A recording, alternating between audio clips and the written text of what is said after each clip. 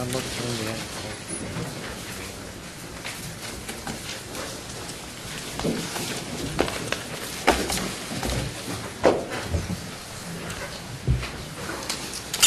All right, let the record reflect we have all 14 of our jurors back with us. Commonwealth, you may make your closing argument. Thank you, Your Honor.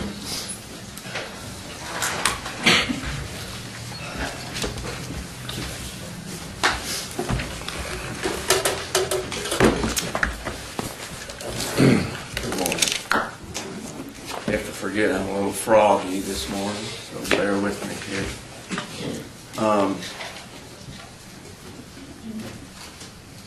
Commonwealth of Kentucky versus Donald Southworth. This defendant, Donald Southworth, is charged with murdering his wife, Umi Southworth, on June the 9th, 2010. In this case, like almost every case, has a story, sort of a theme.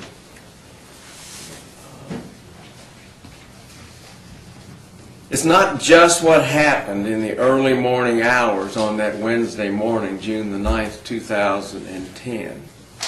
You really have to go back in time and understand why Umi Southworth was beaten to death that morning by this defendant. You have to look at the big picture. All of the evidence that led up to the tragic event of June the 9th. This is the story of a very smart, manipulative, weird control freak. And the tragic and brutal way that he dealt with losing control of his wife and his daughter and his daughter's budding show business career. On January the 9th, what is today? I don't know what it is. You forget during this period.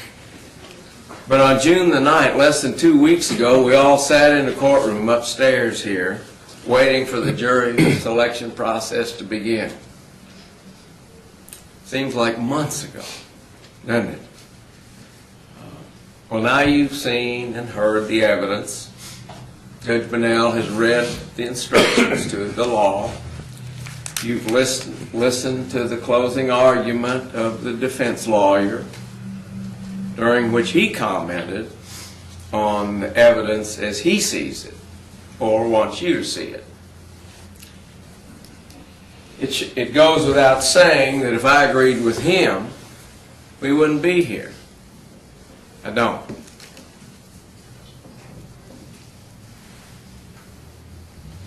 As it turns out, the defense in this case is like the defense in most cases. Blame it on somebody else. Sloppy police work. Not much of a police officer, he said about Chris Woodyard. Not much of a police officer. You know, the benefit of hindsight is a wonderful thing. Do our police wish they'd done some things differently? Of course they do. But as you sat here and watched and listened to these police officers testify about what they did in this case, I think you, like me, were pretty impressed with the massive amount of work done in this case. It was Umi's fault. Let's blame it on Umi. She was having an affair, he said. Well, that's just not true. But that's what he wants you to believe. It's another one of the lies that has come out of his mouth. The Fazoli's women lied. Those Fazoli's women. Let me tell you about those Fazoli's women. Those Fazoli's women loved Umi Southworth. They cared about their co-worker. And when she didn't show up, they knew something was wrong. Because they knew about this defendant. Those Fazoli's women. John DeGrazio having an affair. That's not true either. Hesty is lying. Hesty is lying. I hope you watched Hesty testify here. One of the most painful things I've ever seen a witness go through. Is Hesty lying? You can tell a lot from your life experiences and how people behave. Hesty wasn't lying. It's a blame game. Everyone's fault but mine. Happens in most cases, and this one is no different. Mr. Richardson said something that almost was chilling to me. It probably told you more about what he thinks about his client than he really cared for you to know. Remember what he said? She wouldn't go back to the woods back there with her husband. She wouldn't do it, but she'd go out with a rapist. Is that because he knows she knew she could be killed? I'm sure he's sorry he said that, but he said it. During the jury selection, you said that you'd base your verdict on the evidence and the inferences from that evidence and based on Judge Bunnell's instructions, the law of the case. And we talked about the two kinds of evidence. Direct evidence, remember? Circumstantial evidence, remember? Direct evidence, what did a witness see? What did a witness hear? Circumstantial evidence, facts, from which you can draw reasonable conclusions. We said there'd be no eyewitness.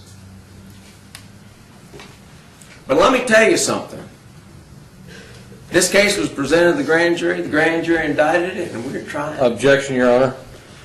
Can we approach? Counsel approach.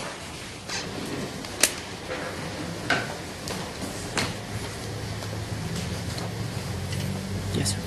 The grand jury indictment is not evidence, and he's getting right there. And that is improper, and I want to make an objection to it. Mr. Larson. They did indict it. You read the indictment, and we're trying it. That's what I said. That is improper. I would like an admonition. I'll sustain the objection. Thank you. You can give an admonition. I will. Ladies and gentlemen, you are not to use the indictment as evidence of guilt nor any type of inference of guilt, but you may consider the timing. You may go on. Thank you.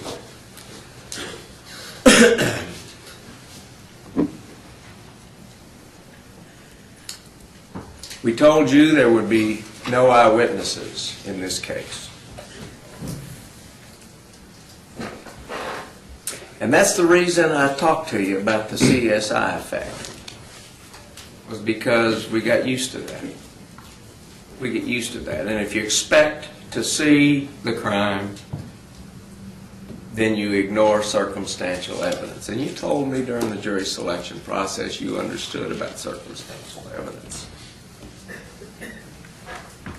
Because if we don't allow circumstantial evidence to support reasonable inferences in criminal cases, then we're at the point that the smart ones who plan and keep their mouths shut get away with it. Circumstantial evidence is good. But if we don't accept it, then it becomes survival of the slickest.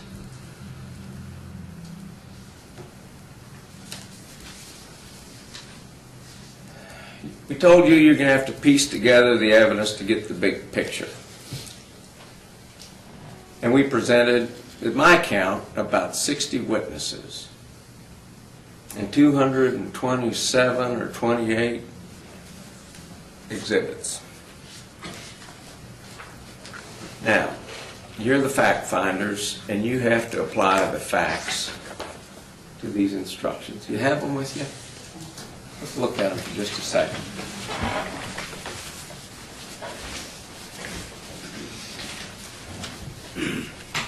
Election of a foreperson, you got to do that. Presumption of innocence, we talked about that. Right to remain silent, authorized verdicts, definitions.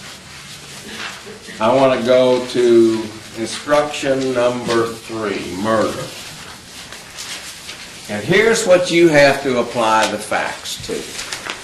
Some of you have been on juries before, and this is just, you understand. Those of you that haven't, you will find the defendant guilty of murder under this instruction if and only if you believe from the evidence, beyond a reasonable doubt, all of the following: that in this county, Fayette County, Meadowthorpe is in Fayette County, on June the 9th, 2010, and before the finding of the indictment, he killed Umi Southworth by striking her in the head with a piece of wood or another object, Okay. Fayette County, June the 9th, it happened. The question for you is, did he do it? And in doing so, did he cause it intentionally? And there's a definition of intentionally there. That is, mean he intended to cause the result, the death. What's the difference between that and manslaughter? The next one. Manslaughter is also intent, same thing, Fayette County, June the 9th, 2010. Umi Southworth was killed by striking her in the head, piece of wood or another object. In doing so, he did it intentionally, but he was acting under an extreme emotional disturbance. That sort of reduces the mental state from completely intentionally or acting in a sudden heat of passion or that sort of thing. The definition is in extreme emotional disturbance. But the issue here for you all is, did he do it? That's the issue. And I want to take just a minute to talk about the evidence. And in discussing the evidence, I want you to remember a couple of things. Just remember this as you consider the evidence. Innocent people don't act guilty. Innocent people do not act guilty. And we believe the evidence in this case indicates that Umi Southworth's murder was planned. So what's the big picture? The overriding issue in this case is that this man is obsessed with control of his wife, of Hesty, of Almira. He's just obsessed with control. And he was losing control. Remember, he treated him like property. Remember how he said, I bought her for $10,000. And he taped her conversations. He threatened the use of a scanner. He checked her odometer. Told Bo Gunn, women are inferior. Called Umi a whore in front of Almira and Bo Gunn. Finally, Umi had enough. She wanted to get away from this guy. Everyone around her knew it. The defendant wasn't happy about this divorce, no matter what he said. Remember, he kept saying paper divorce. Everything's the same. He was going to be her manager, Almira's manager. Umi had signed a lease in Nashville. Umi was leaving. Defendant didn't know the address, but remember, he followed her to Nashville to find out. Buck and Patty Williams were beginning to take over the management. And you know something that Patty Williams said that just was kind of refreshing?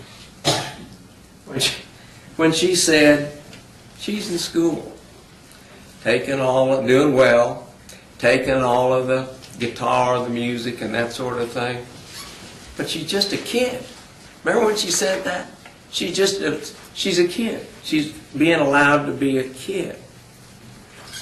But make no mistake, Umi was leaving for Nashville with Almira. And once she was gone, she would be free of the control of that man. Her last day at Fazoli's was to be Wednesday, June the 9th, 2010. She was leaving after that to go to Nashville. Umi never made it to work that day. And then guess what? The defendant's plan began to fall apart. He hadn't counted on those Fazoli's women. And the concern and fear they had for Umi, they got involved. They showed up, and his plan spiraled out of control. He was no longer in control. Why did they go check? He said it. You know too much. They looked around. They found the shoes. They became really alarmed. They knew something bad had happened to Umi Southworth. Remember Almira woke up that morning. Mom wasn't there. She didn't wake her up like she usually did to tell her goodbye. Her car wasn't there, and she started getting worried about that. Talked to her dad on the telephone. Then the Fazoli's women showed up. They found the shoes, and then what happened?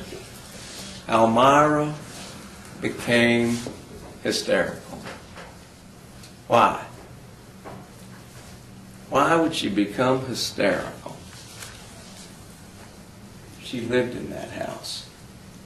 She lived in that house with that defendant and her mom. Why did she become hysterical? She knew something bad had happened. That's why. Then let's talk about his work with the police. Remember the 911 call? What is your emergency? The woman says. Not an emergency, he said. She has a boyfriend. I didn't tell her about finding the shoes. The woman says, I'll send somebody out. Not necessary.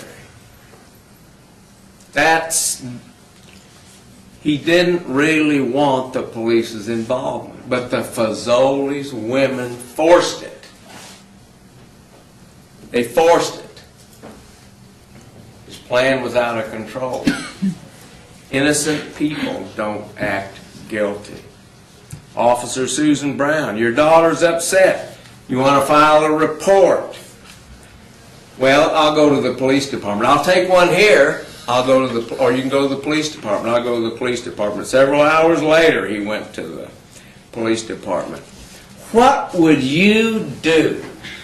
What would anybody do if their wife was missing, their husband was missing. This seems casual to this guy. Innocent people don't act guilty. Officer Woodyard. He didn't tell Officer Woodyard about the Fazoli's women. Didn't talk about the shoes. Said she had a boyfriend. And what did Woodyard say? Give me the phone number, I'll call him up. Well, I don't have my phone with him. Now that's illogical. If you're in that kind of situation, these days with those kind of telephones, you take it everywhere with you. Didn't have it with him. He really didn't want the police's involvement. He just wanted to go through the charade. Innocent people don't act guilty.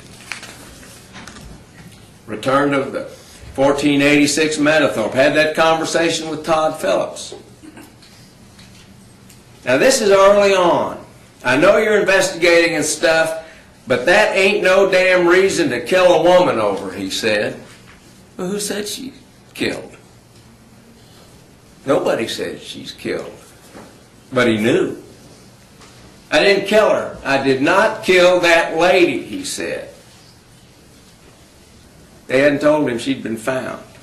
Told Brislin this is a robbery.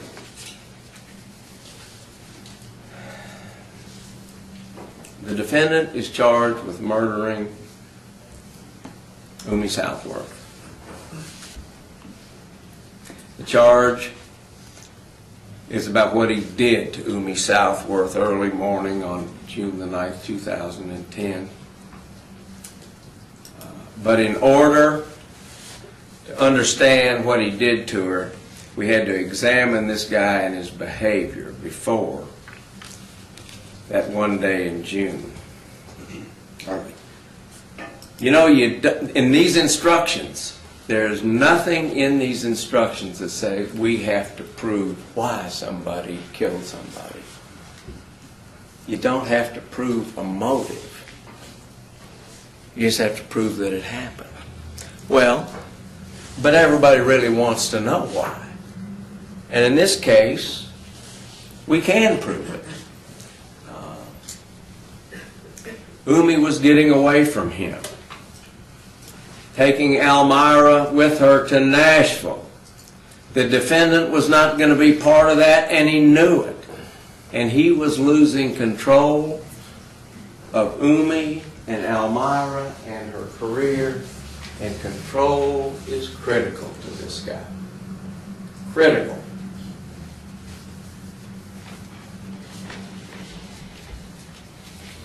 It was the defendant's need to control them that drove him. And the only way he knew how to keep from losing control was to stop Umi. And he did. On June the 9th, 2010, he did stop her from moving to Nashville and taking Elmira and her career away from him. He's the only person that had a motive to kill Umi. So what's the proof that he did it? That's your question for me. Okay, hot dog. All right, Mr. Prosecutor, what's your proof? That's your question. Now I want to stress the validity of circumstantial evidence, facts from which you can draw reasonable inferences. Crime scenes are very important to criminal investigations. Violent crime scenes contain indication. Now listen to this. Crime scenes contain indications about what actions took place during the crime and the manner in which they occurred. They provide an insight into the behavior in which the defendant was engaged. They can also provide insight into the level of planning and intentions. And in this case, there are several crime scenes. And each one tells us a lot. This defendant had to get Umi outside. We all know that they were sleeping with Almira, right? So we have to get Umi outside. Otherwise, Almira becomes a witness.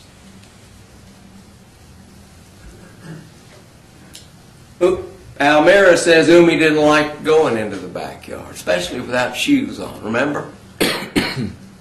So how did he do it? Everybody wonders, what in the heck are you so focused on Scruffy for? I know the judge was wondering, what in the world are you talking about Scruffy so much for? Can't we move along? And you may have thought the same thing. Umi loved that cat, Scruffy. Remember the picture in the back of that car where she had the dish and a litter box in the back of the car? Remember what the defendant said? Scruffy squirted out. She went outside. This is her nightshirt, nightgown, night dress, whatever we call it. This is what it is. She put on a sweater. Because he said, let's go find Scruffy. Help me find Scruffy. Out they went. And what happened? They went outside.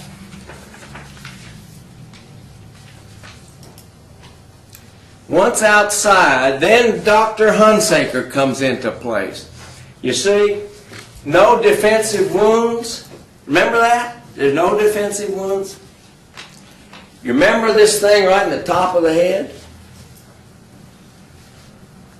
Yeah, the evidence is that somebody hit her, slugged her in the top of the head with a hammer-like weapon. She goes down like a load of coal. She's 4 feet 11, weighs 90 pounds. She goes down, hit her from behind, took her limp body into that wooded area. All of a sudden discovered she wasn't dead yet.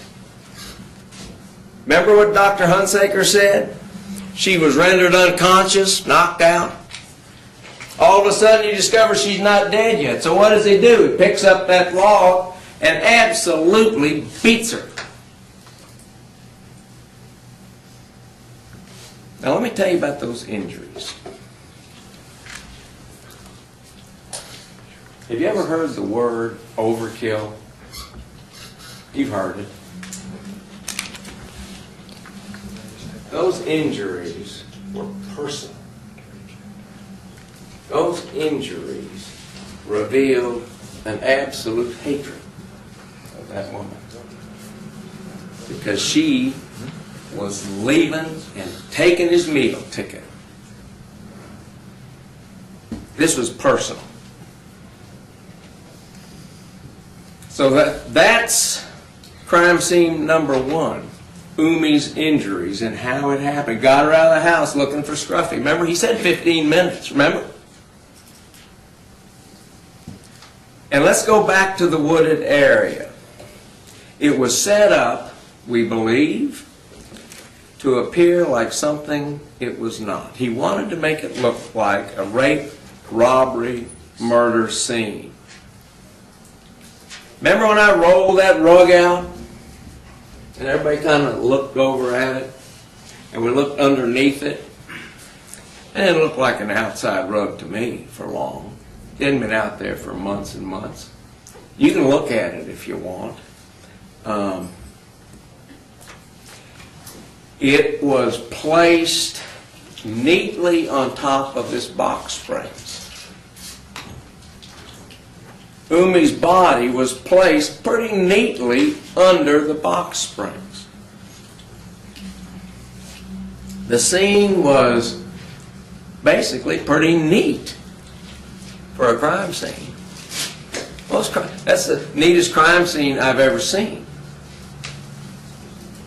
You ever seen the chalk line outlining people that they have on TV? You ever seen those? Of course you have. And they're always in grotesque positions. This crime scene appears to be arranged. Hobo camp. Let me tell you that the fact there were no cigarette butts, no beer cans, no alcohol bottles, that says something to investigators. Our experience is criminals want to commit their crime and get away. They don't want to make everything just neat. There's something wrong with that crime scene, and we believe it was set up to look like something it wasn't. We believe that that's what he thought a rape, robbery, murder crime scene is supposed to look like.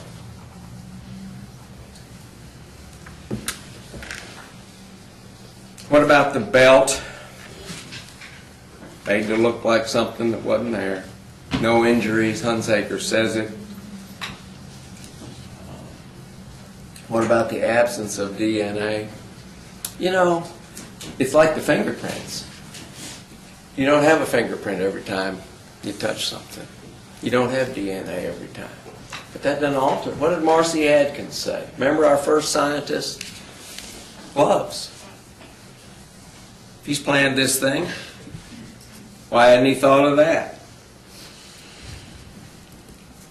Now what about this semen? What about it?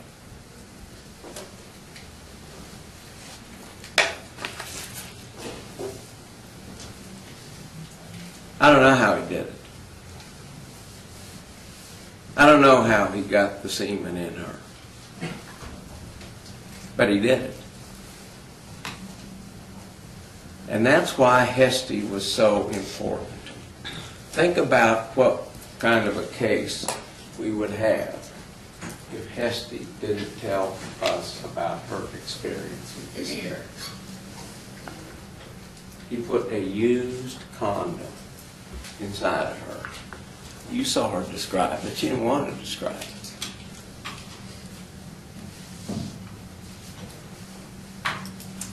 Hesty was important because it showed that he had done it before. He knew how to do it, and it is a reasonable inference from that fact that he did it in this case. And again, he did it to try to set up a scene, to try to make it look like something it's not. No evidence of trauma indicative of sexual assault. Sure, we understand it doesn't always happen, but there wasn't any. Now, his behavior at the police station was interesting over those hours and hours of statements. When he did talk to the police, he did a couple of things. He either trashed her, trashed Umi, or talked about himself. That's what he did.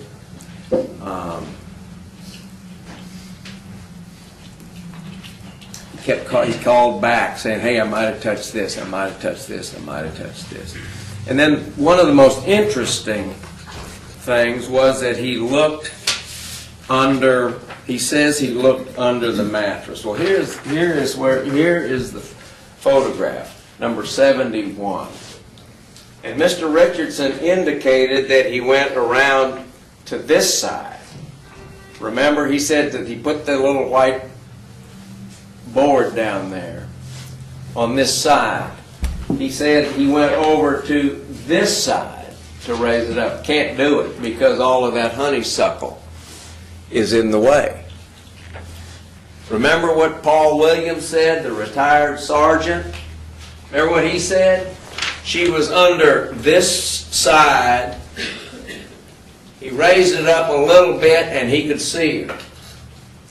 He couldn't raise this side because he couldn't get past the honeysuckle. He said he raised it up and didn't see anything but vines. You heard him say that. He's wrong. He would have seen her. Innocent people don't act guilty. The backyard, more scene setting, the shoes, the keys, the business about a telephone call after 4 a.m. You never had any evidence that any call was made after 4 a.m. You know, the only person around talking about anything is him. And are you going to accept his word for that?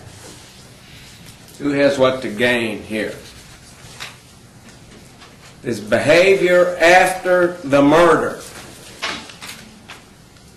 The thing that just didn't make a bit of sense to me. Why in the world do you wash leather shoes? I didn't get that. There's only one reason you wash leather shoes. Let's get something off of them, and he did. And then Josh Elkin begged to come back to work. I have to work today. Why did he have to work today? He had to work today because he had to do what he could to establish an alibi. Remember, that fits into what he says was going to happen at 4 o'clock in the morning. That's what he says. The motive, the way he got her outside, the way he struck her on top of the head, the way he set up the crime scene, attempts to direct the investigation away from himself.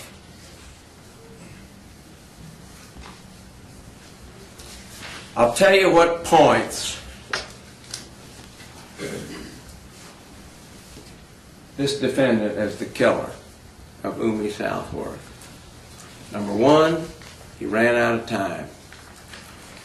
He had to get to work for that alibi. He hadn't been able to get rid of Umi's purse, and he'd have to come back later. And with the purse was that black Glad trash bag.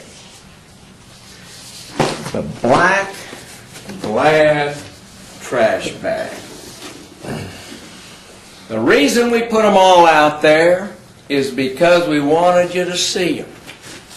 This was from inside their apartment. Those little four corners. Those are you tie them all together. They're all alike. Every one of them's alike.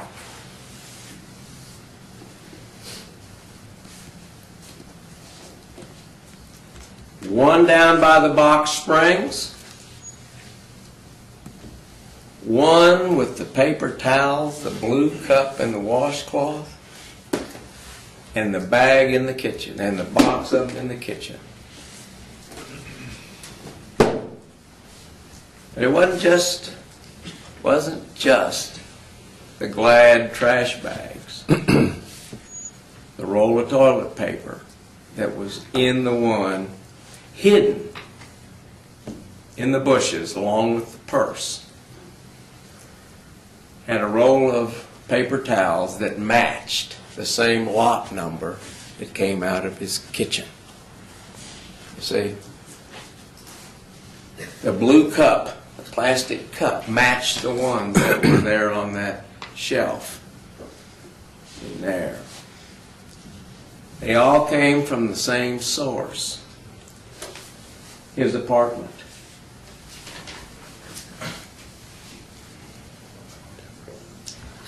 The person that killed Umi Southworth is the person that put that Glad bag full of paper towels, the blue plastic cup, and the washcloth next to the purse because he ran out of time. That's that defendant the only person who had access to the paper towels, the blue cup, and the Glad trash bags. That nails him to the wall. Who had access to those? Nobody but the defendant. Circumstantial evidence? You bet. Great circumstantial evidence. One from which you can infer that he brought those items out of his apartment to use for whatever he was going to use them for, ran out of time, hid the purse, hid the bag with the towels, the cup, and the washcloth. The man that killed Umi Southworth was the man who had access to that apartment, where the Glad rags, the paper towels, and the blue cup were taken. That person killed Umi Southworth. That person is Donald Southworth. He finally did stop her from moving to Nashville and taking control of her own life in Almira's. He murdered her. This is a circumstantial case. This is a strong circumstantial case. Mr. Richardson said you will be making a major decision about how it affects this defendant's life. Well, he made a decision that affected Umi Southworth's life. He took it.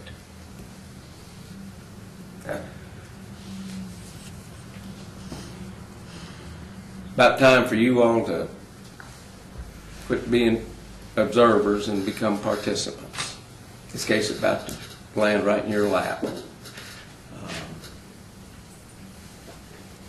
A lot of people have been silently watching, waiting to see what a verdict is in this. Objection, Your Honor.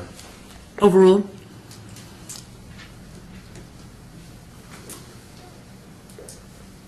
It's a circumstantial case, strong circumstantial case. The evidence points to Donald Southworth.